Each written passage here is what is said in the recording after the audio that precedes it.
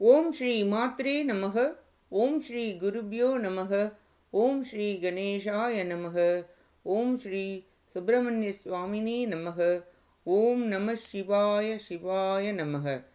திகட சக்கர செம்முகம் ஐந்துலான் சகட சக்கர தாமரை நாயகன் அகட சக்கர இன்மணியா உரை பிகட சக்கரன் மெய்பதம் போற்றுவாம்.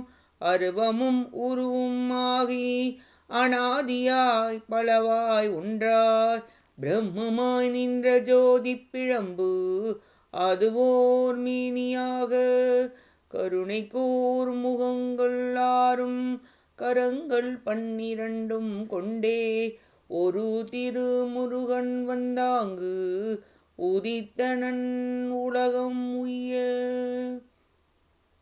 அனைவருக்கும் என் அன்பான வணக்கம். கச்சியப்பர் அருளிய கந்தபுராணத்தில் இன்று பானுகோபன் வதைப்படலம். இப்படலம் ஒற்றர்கள் பானுகோபனிடம் உரைத்தவை பானுகோபன் சூரவன்மனிடம் கூறியன. பானுகோபன் போர்க்கோணம் சென்று போரிடல். பானுகோபனும் வீரபாகு தேவரும் போரிடல். பானுகோபன் மாயை வடிவில் போரிடல். பானுகோபன் கைவாள் கொண்டு போரிடல். பானுகோபன் இறத்தல். பானுகோபனின் இறப்பை அறிந்த முருகப்பெருமான் வீரபாகு தேவருக்கு வரம் அளித்தல். பானுகோபன் இறப்பை கேட்டு சூரவன்மன் வருந்தி கூறியன. இறந்த உடலைக் கண்டு சூரவன்மன் வருந்தி கூறியன. தாய் பதுமகோமலை வருந்தி கூறியன ஆகியவற்றை கூறுகின்றது. என்னை இகழ்ந்த பானுகோபன் இன்று போரில் இறப்பான், அதனை காண்போம் என சூரியன் உதயமானான்.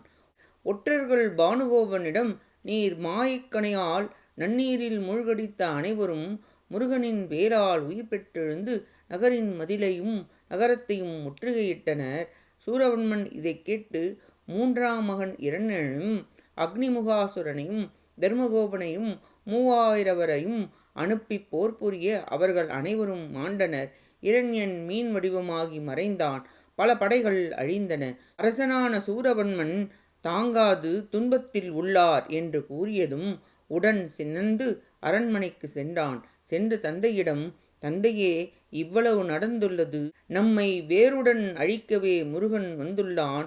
அவர்களின் வலிமை அதிகமுள்ளதால் தாங்கள் நீண்ட காலம் வாழ வேண்டும் என்ற ஆசையால் கூறுகிறேன். தேவர்களை சிறையிலிருந்து விடுவிப்பாயாக என்றான். இதை கேட்டதும் சூரவன்மன், உன் உபாயம் நன்றாக உள்ளது என நகைத்து, நீங்காத பழி உண்டாகும் எனக்கு.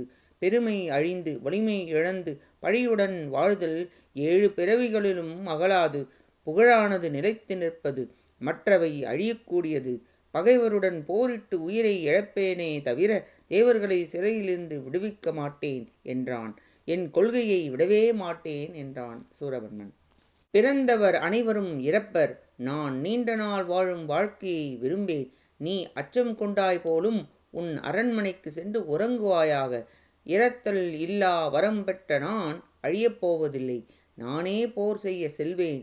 நீ வருந்தாதே என்று கோபத்துடன் உரைத்தான் சூரவன்மன். விதியின் வலிமையை யாரால் வெல்ல இயலும் என மனத்துள் பானுகோபன் நினைத்தான்.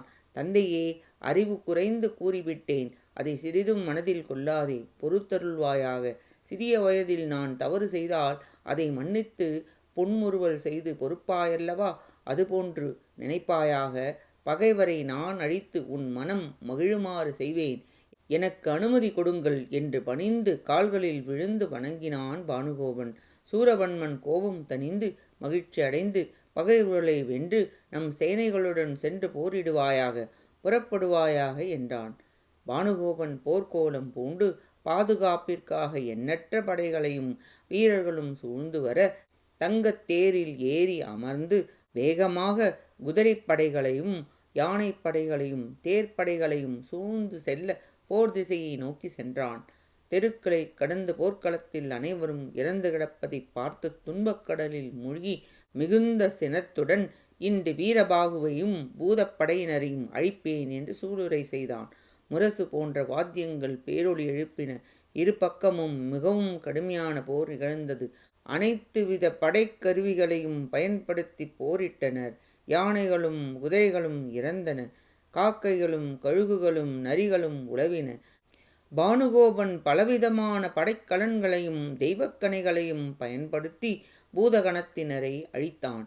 பானுகோபன் முன் வீரபாகு தேவர் முருகப்பெருமானின் திருவடிகளை தியானித்து துதித்து சென்றார். இருவரும் மாறி மாறி தெய்வப் படைக்கலன்களை பயன்படுத்தி கடும் போர் புரிந்தனர். தான் தொடுத்த அனைத்தும் அழியவே பானுகோபன் மாயை வடிவில் போர் செய்ய நினைத்து அவ்வாறே எதிர்க்கலானான். வீரபாகு தேவர் இன்று இவனை கொள்வேன் என மனதில் நினைத்தார். ஞானாஸ்திரத்தை பயன்படுத்தி மாயை வென்றார். பானுகோபன் தளர்ந்தான். இரு வீரர்களும் வீரமுடன் தொடர்ந்து போரிட்டனர். 4 திசைகளிலும் அம்பு மழை பொழிந்து இழிவாக பேசியும் சுற்றி சுற்றி மாறி மாறி வளைத்து வளைத்து அனைத்து இடங்களுக்கும் சென்று கடும் போர் புரிந்தனர். வீரபாகு தேவர் பானுகோபனின் தேர்ப்பாகன், கொடி, முடி அனைத்தையும் அழிய செய்தார். வீரபாகு தேவர் தன் வாளை எடுத்தார். அவனும் தன் கைவாள் எடுத்து இருவரும் கடும் போர் புரிந்தனர். பின் இருவரும் வாட்போர் புரிய ஆரம்பித்தனர்.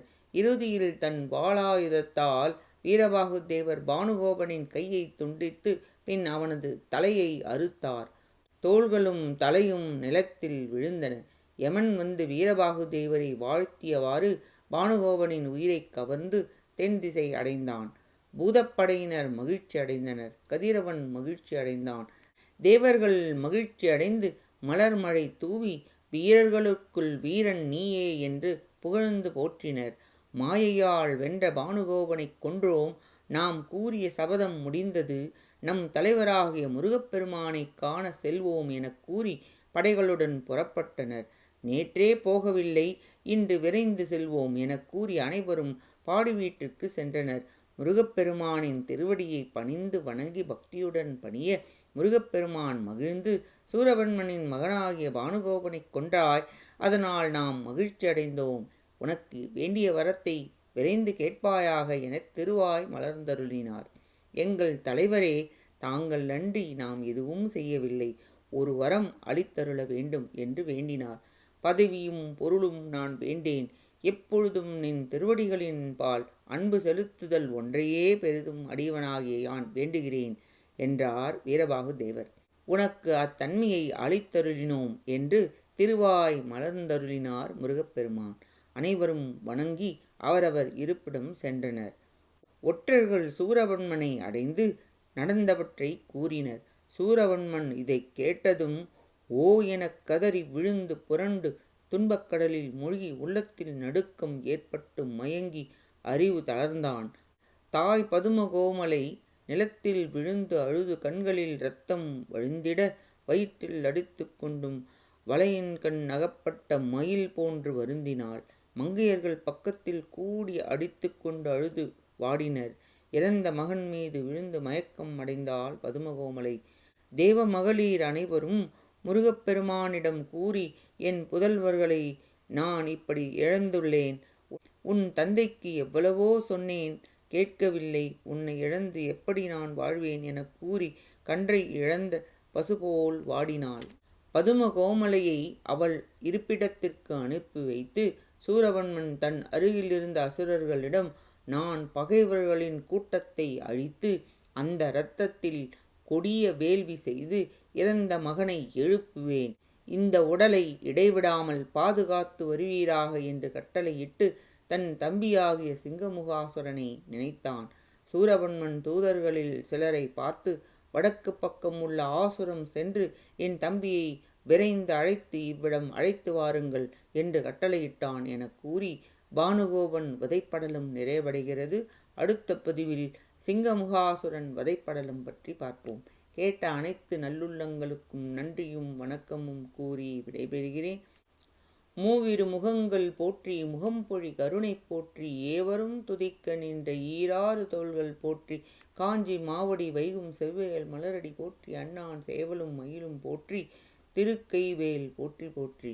ஆறிரு தடந்தோள் வாழ்க, ஆறுமுகம் வாழ்க, வெப்பை கூரிசை தனிவேல் வாழ்க, குக்குடம் வாழ்க, செவ்வேள் ஏறிய மஞ்சை வாழ்க, யானைத்தன் அணங்கு வாழ்க, மாறிலா வள்ளி வாழ்க, வாழ்க சீரடியாரெல்லாம்.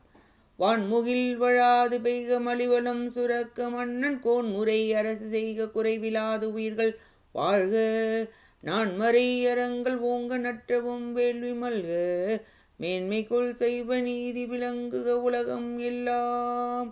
வெற்றிவேல் முருகனுக்கு அரோகரா. காஞ்சி குமரகோட்ட முருகனுக்கு அரோகரா. நன்றி, வணக்கம். வேலும் மயிலும் துணை. ஓம் சரவணபவ முருகாசரணம். திருச்சிற்றம்பலம்.